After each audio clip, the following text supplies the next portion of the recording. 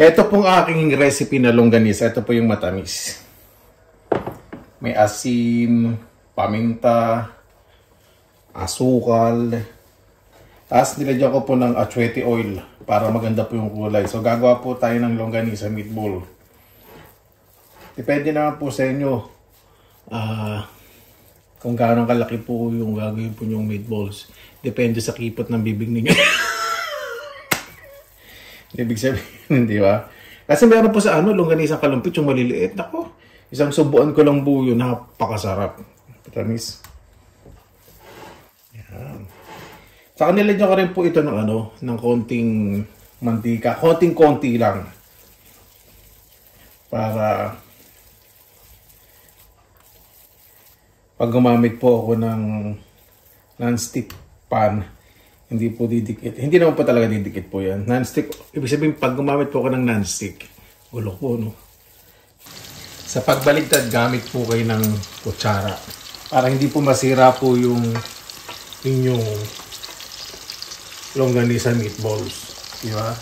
So, ganito po Yan, ito. Ganyan, ganyan. Hindi salisig, basta ganyan. Kailangan, pag binaligtad, pabarangay nyo na agad. Siyempre, yung kwento pag binaligtad, di ba? Ganda-ganda ng pakikita nyo, tapos pabaligtad rin yung kwento sa inyo. Ito na ba ito?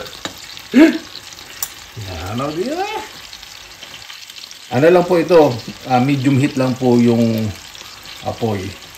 Siyempre, pag gumagamit po kayo ng non-stick, kung meron po kayong wooden spoon, mas maganda. Ako, dinadahan-dahan to po kasi ayokong magasgasan po itong niregalo po sa akin ng aking Finnish mother na nagkakahalaga ng pambili ng dining set. Pakamahal. Ano po siya pag nagregalo sa akin? Kasi tinitingnan niya po talaga ako. Yung value ko po talaga kasi tumataas, nagmamahal. At kapag naprito na po ng maayos, bago nyo po baligtarin, paliguan nyo po ng mantika dahil yung kulay, mas maganda po kung makapit sa inyong niluluto. O, di ba? Kasi wala naman po itong food coloring So, nagpakulay po talaga dito yung atsuete. Ayan po, di ba? Napakaganda ng resulta. Pag ganito po, pwede nyo nang halu-haluin. Kasi syempre may asukal to para kumapit yung asukal. Maganda po talaga yung medium heat para hindi siya nasusunog. At maganda po yung resulta. Syempre ang traditional ng longganisa, dahil skinless naman po ito, nilalagyan po ng tubig yung may balat, di ba? Hanggang sa maprito sa sariling mantika. Ito naman po naprito sa sariling mantika pero hindi po nilalagyan ng tubig. Kasi nga po, longganisa meatball style. Yan. Ready na po. Sa tosino naman po, ayan, nagbabad po ako ng tosino. Ibig sabihin, nag-marinate po ako ng tosino. Meron tosino mix po, syempre na nabibili po. Galing po ito sa Pilipinas yung tosino mix. Marami naman po mga brand names ang tosino mix para mas madali. So, ang pinili ko po talaga na baboy, mas maganda po talaga yung batok, yung may konting taba, kasi ayun po yung masarap na may kunat-kunat ng konti. Ang tosino po sa longganisa, pareho po ng proseso ng pagluluto, konting tubig lang. Syempre yung longganisa ang ginawa ko po homemade, skinless, iba po yung style ko, meatball style. Ayan, tayo lang po natin mag-caramelize po yan. Kapag medyo nagka-caramelize po, medyo haluin po ninyo. Gusto ko po sa tosino medyo may sunog ng konti. Masarap po yun Ayan, ito po yung sinasabi ko na medyo may sunog ng konti. Napakasarap. At saka nagbantikahan na talaga. Okay na po yan. Sa pinaglutuan po ng tosino, nagtira po ako ng mga maliliit na nalutong pipino. Tosino. Lalagay po ako ng atsuete, garlic oil. Konti lang po yung onion nilagay ko kasi meron na po At lagay na po tayo ng bagong sinaing. Gagamitin ko po ay basmati rice kasi gusto ko po sa sinangag talaga buhaghag. Sa mga nagtatanong po, ay perfect na pagluto po ng basmati, 1:1 lang po. Hugasan niyo po muna yung basmati rice, tapos 1 cup ng tubig, 1 cup na yun, na basmati rice. Lagay po tayo ng konting asin bago po natin ibusa ng maayos. Lagay po tayo ng konting paminta.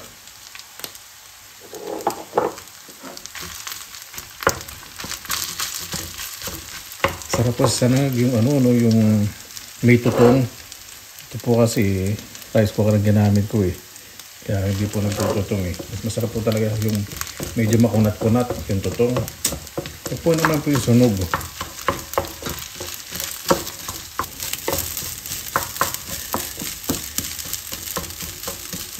Ayan. Ready na po ang ating sinangag. Diba? Napakaganda po. Para po siyang Java rice. At syempre, makukumpleto ba ang almusal kung walang itlog? Diba kahit itlog lang ang ulam eh. Ayoko po sabihin lang pala. Napakasarap. Kaya paborito ko po talaga sa almusal. Tuyo. O kaya yung paksiw na bangus. Naku po. Tapos buhag na buhagag po yung kanin.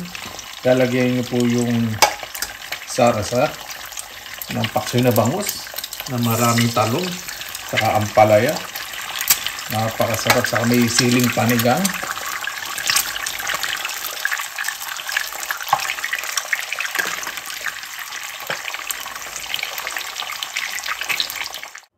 Pabuhay yan! Maraming salamat po sa Panginoon. Kasama-sama na naman po tayo na way safe po. At bago po tayo salamatan po muna natin ng Panginoon. Panginoon, maraming salamat naman po sa binigay niyo po sa amin sa araw po na to, sa pagbubukas po ng panibagong linggo na way bawat isa po ay ligtas, safe, at lagi po minapapagsaluhan sa pagkainan. Yun po bahala po sa amin, sinusunod po namin sa inyo at sa kanila Jesus. Amen. Ito po yung aking burong mustasa. Ito pong manaw na sabaw. Naway safe po ang lahat. Ito pong sabaw na ginawa, ano lang po ito. Ayoko sabihin lang pala. At konting laman. Ay, ako. Umipit. Ano ba ito? Konting karne po ng manok. Itlog. May konting pechay. Asin, paminta. Sibuyas, saka pampalasa. Pinakuluan ko lang po.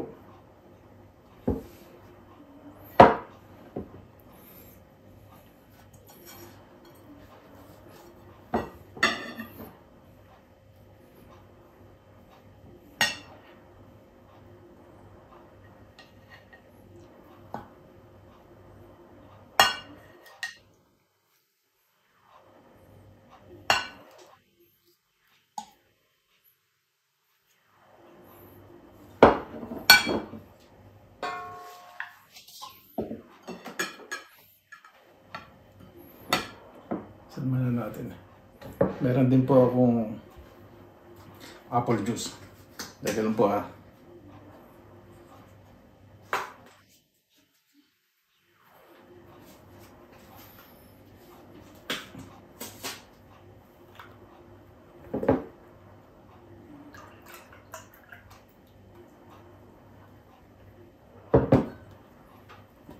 Ano po ito, walang halong asukal. Gusto ko pong dinadagdagan ng tubig. Kasi ang ano po dito, mga apple juice, nung gumawa din po ako, diba? Ang tamis. Tamis po yung mansana sa kanila eh.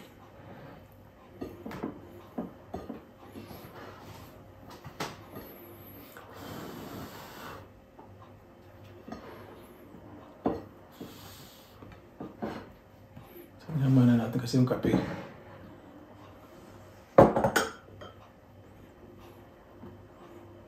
Walang pakla dyan. Yan mo na yan. Sabaw.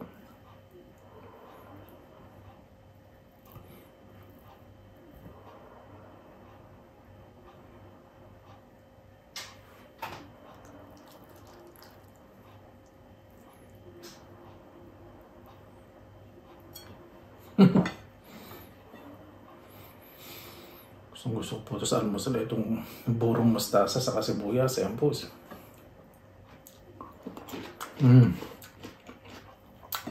Maasin na manamis-namis. Konting anghang dahil sa sili.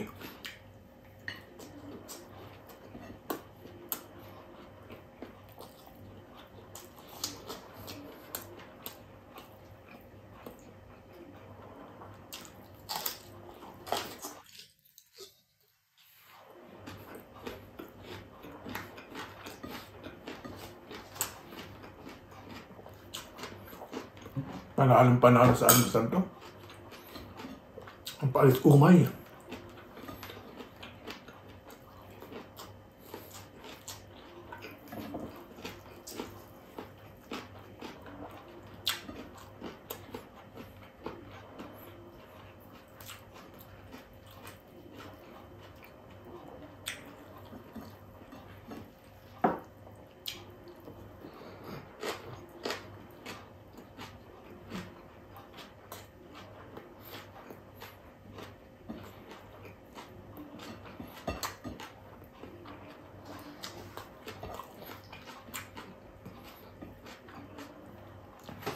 Kaya may restaurant po. Karinderya. Asal din po nito i-serve sa mga ganito. Sa mga silog. Burong mustasa, sibuyas na misili. Napakasarap po. Yung recipe po basta pinilangan lang ba lang po.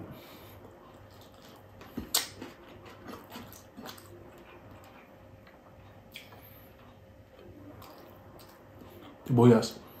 Wala na siyang tapang. Ito yung masarap kainin.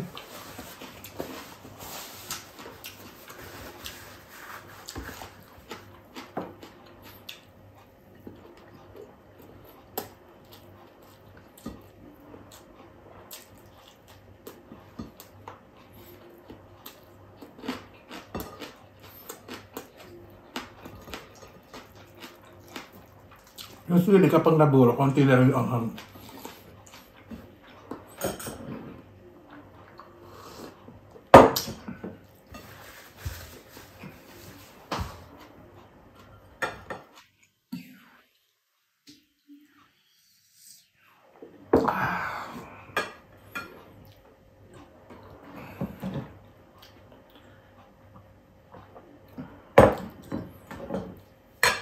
Daling maganda ugaga. Excuse me.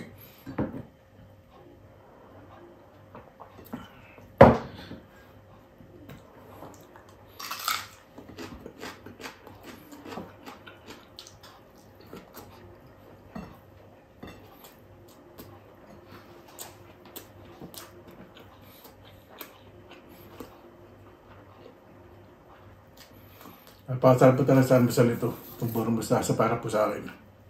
Sibuyas, nakasili. Yung sibuyas, ito po yung maliliit. Yung salot. Mas buo, mas masarap. Kasi pag pinino nyo po, malalambot. Mas maganda po yung ganito, may lutong.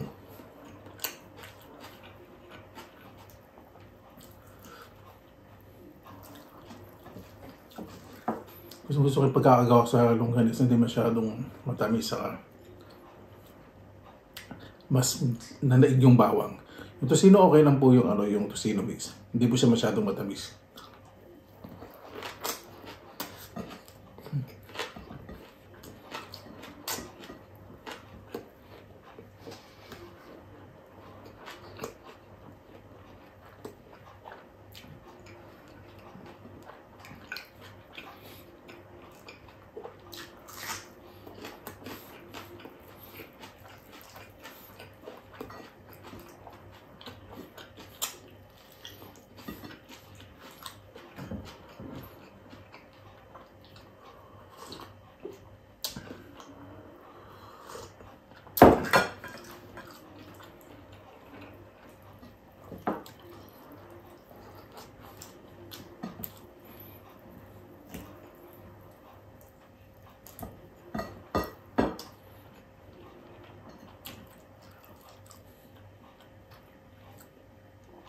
Hanay ko po pag gumagawa po ng burong sibuyas, yung pula, yung ganyan kaliliit. Napakasarap.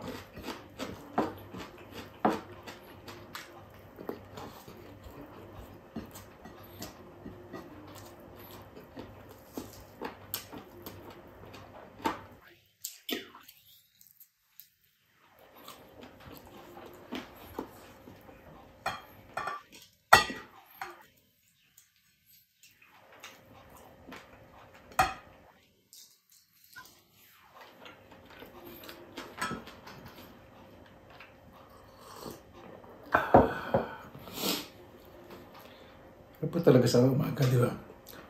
Sa bawas ito, kakape. At ang paborito ko po dito sa burong mustasa, ito po pinaka-gitna yung pinaka-gitna po ng mustasa.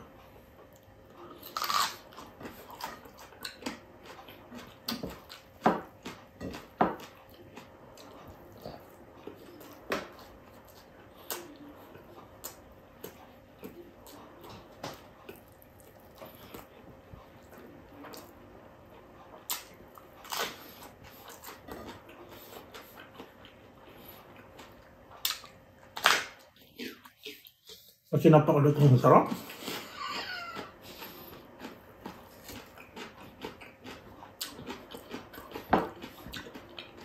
So, hindi lang po yung recipe para hindi po amagin yung inyong buro. Yung ginawa pong proseso na malinis at maayos.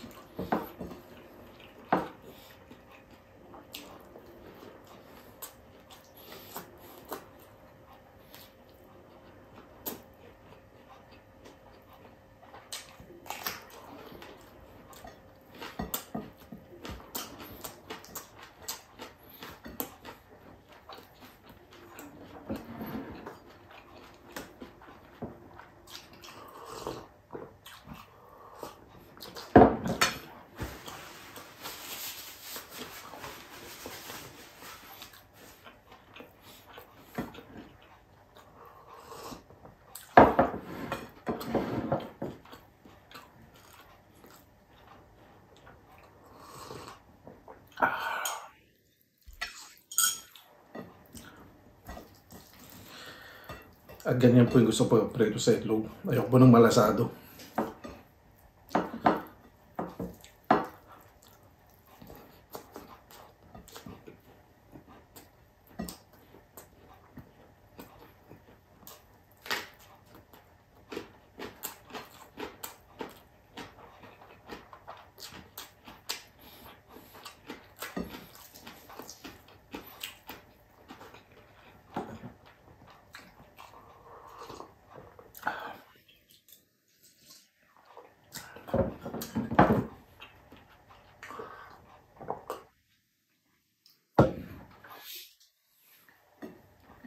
Kasi di ba, karamihan sa almusal may suka, may bawang, o basta may suka.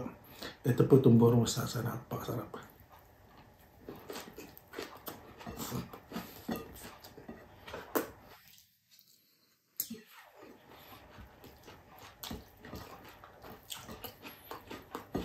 Maganda pong pang side dish.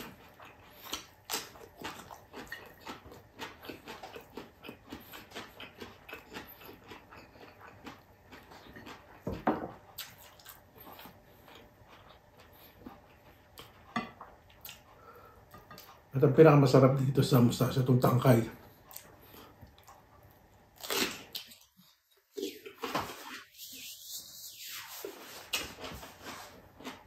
Malutong.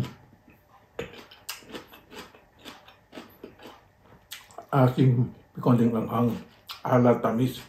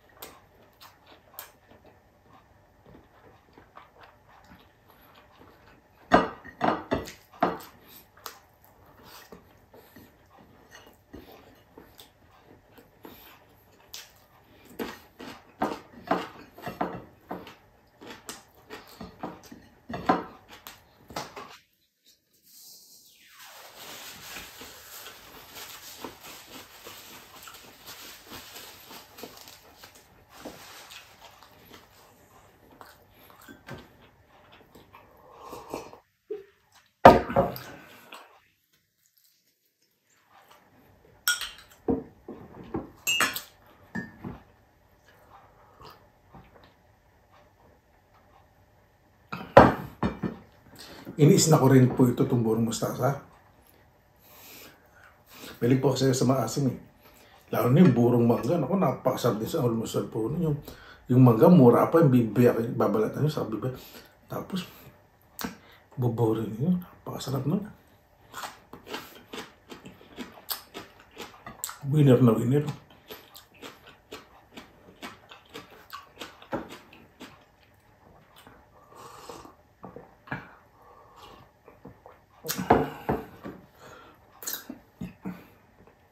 Paano po bago tayo magtapos, pasalamatan po muna natin ang Panginoon.